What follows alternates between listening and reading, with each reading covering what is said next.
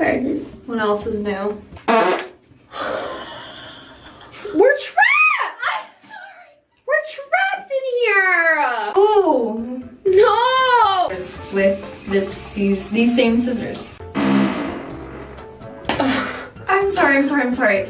I can't control it. You forced that. Okay, wait, should I just like cut everything? Now we have to figure out how we're gonna cut the top.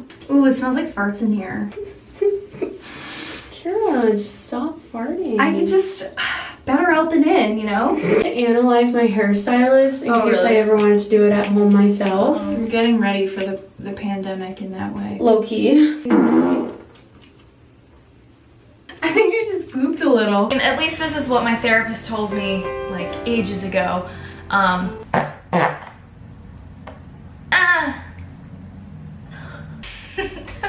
Trying to have an inspirational talk and then my fart just ruined it. We are getting our actual order redelivered, by the way, because I had to say something.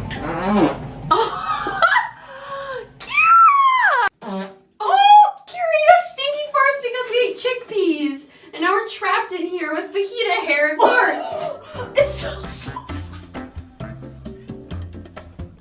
Do you smell it? I smell it through my shirt.